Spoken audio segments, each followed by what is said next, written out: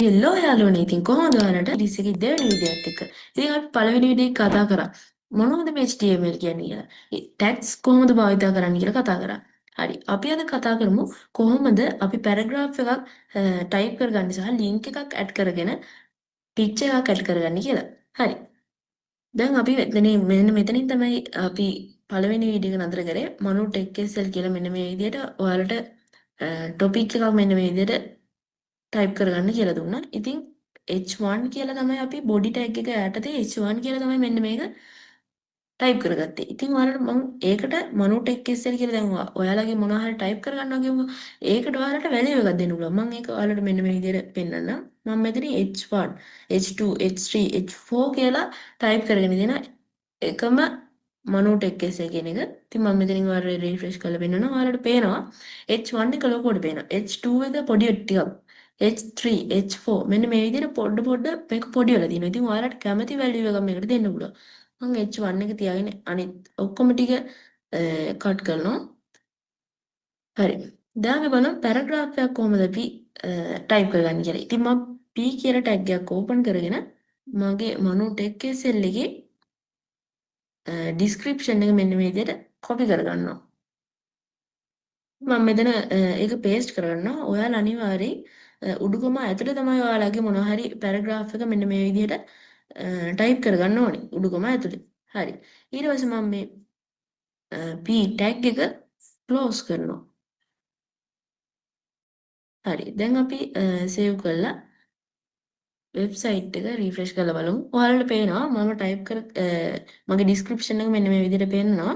ඉතින් ඔයාලා මෙන්න මේ විදිහට මේ පේජ් එක මෙන්න මේ විදිහට සයිස් එක ඇඩ්ජස්ට් කරනකොට තමයි මේ පේලි ගානක් වෙන් වෙන්නේ. ඉතින් ඔයාලට කැමති නම් මේක ඔයාලට කැමති තැනකින් වෙන් කරගන්න පුළුවන් මෙන්න මේ විදිහට. මම මෙතනින් data කියලා මෙතනින් full stop එකක් තියෙන්නේ. මම එතනින් පේලිය වෙන් කරනවා. මෙන්න මේ විදිහට BR කියන tag එකක් මම use කරනවා. ඒකට close tag ගන්න නැහැ. හරි. දැන් අපි බලමු මේක save කරලා. ඔයාලට පේනවා ඒ data කියන තැනින් ඔයාලගේ පේලිය වෙන් වෙලා තියෙනවා. ඉතින් මම ඒ විදිහට වෙන් කරගන්නේ නැහැ. මම පේලිය වෙන් කරපු BR tag එක කට් කරනවා. මෙන්න මේ විදිහට.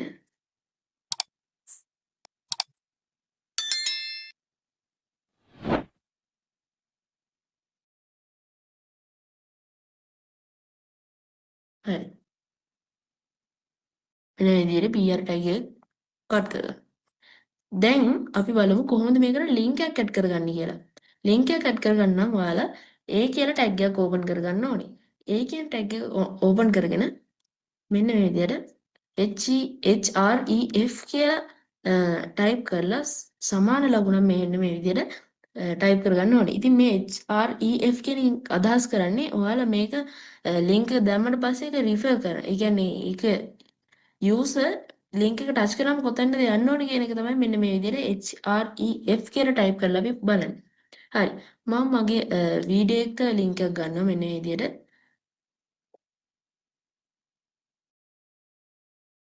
මෙන්න මේ විදිහට කොපි කරගන්නවා මම. කොපි කරගෙන මෙතන උඩුකම ඇතුලේ කලින් වගේ මේක පේස්ට් කරගන්න ඕනේ. හරි. ඊට පස්සේ මම මෙතන මෙන්න මේ විදිහට යූස් කරලා මනෝ ටෙක් SL කියලා ඔයාලට ඒක පෙන්වන්න ඕන විදිහට මෙන්න මේ විදිහට ටයිප් කරගන්නවා.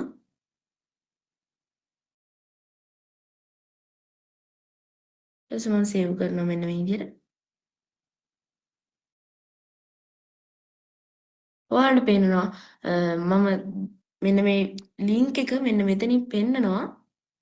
ඔයාලට මනු ටෙක් SL කියලා. ඉතින් මම මෙතන ඒක තමයි මෙතන ටයිප් කරේ මෙන්න මේ වගේ ටැග් එකක් යූස් කරලා මනු ටෙක් SL කියලා. ඔයාලට පෙන්වන්න ඕන විදිහට. දැන් අපි බලමු මේක ක්ලික් කරාම අපිට ඕන වීඩියෝ එකට යනවාද කියලා. ඔයාලට පේනවා මේ ලින්ක් එක ක්ලික් කරාම මම ගත්ත වීඩියෝ එකට යනවා. හරි. ඉතින් එන්න ඒ විදිහට තමයි ඔයාලා ලින්ක් එකක් ඇඩ් කරගන්න ඕනි. දැන් අපි බලමු කොහොමද ඉමේජ් එක මේකට ඇඩ් කරගන්නේ කියලා. ඉතින් ඔයාලා මෙන්න මේ විදිහට img කියලා ටැග් එකක් යූස් කරලා src කියලා ටයිප් කරගෙන කලින් වගේම සමාන ලකුණු දාගෙන ඔයාලට කැමති පික්චර් එක ගන්න ඕන. මම මගේ channel එකේ logo එක මෙන්න මේ විදිහට අරගෙන right click කරලා ඔයාලට ඕන පික්චර් එකේ property කියන තැනට ගිහිල්ලා ඔයාලගේ location එක බලන්න ඕනේ. location එක මෙන්න මේ විදිහට copy කරගන්න ඕනේ. හරි මම copy කරගත්තා. ඊට පස්සේ ඒක මේ මෙතන ඉස්සරහින් උඩුකම ඇතුලේ paste කරගන්න ඕනේ. හරි paste කරගෙන ඔයාලා ඇරයිලා මෙතනින් type කරලා මෙන්න මෙතන තියෙන මේකේ name එක ඔයාලා copy කරගන්න ඕනේ. මෙන්න මේ විදිහට. copy කරගත්තට පස්සේ දැන් ඔයාලගේ මෙතන JPG කියලා ගන්න නැත්නම් ඔයාලා මෙන්න මෙතන තියෙන copy කරන්න ඕනේ. මේක paste කරාට පස්සේ. හරි. දැන් මම ඒක මෙතනින් paste කරගන්නවා. ඊට පස්සේ මම මේ ALT කියලා tag එකක් use කරලා එතන ඉස්සරහින් මම type කරගන්නවා manu tech SL logo කියලා. හරි. ඒ විතරක් නෙවෙයි මම තව වැඩි දුරටත් මේක ඩිෆයින් කරනවා height එක කොච්චරක් එන්න ඕනේ කියලා. height එක මම දානවා මෙන්න මේ විදිහට උඩුකම ඇතුලේ ඒක type කරගන්න ඕන වල මම 200ක් දානවා. ඊට පස්සේ මම width එකත් ඒ විදිහටම 200ක් type කරගන්නවා. හරි. දැන් අපි බලමු මේක save කරලා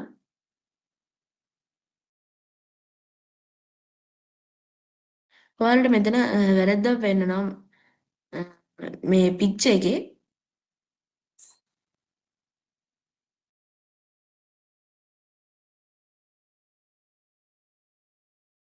හරි අපි මෙතන මේ වැරද්ද තමයි අපි මෙන්න මේ විදිහට උඩුකම වහලා නැහැ මෙන්න මේ විදිහට උඩුකම use කරලා බලමු අපි හරි ඔයාලට පෙන්නනවා මෙතනින් මම දාපු logo එක මෙන්න මේ විදිහට පෙන්නනවා හරි දැන් අපි ඒක වෙනස් කරගන්න ඕනේ මෙන්න මේ විදිහට මෙතනින් මම link එක add කරේ අන්න එතනින් අර කලින් use කරා වගේ BR tag දෙකක් මම use කරනවා මෙන්න මේ විදිහට හරි දැන් අපි save කරලා බලමු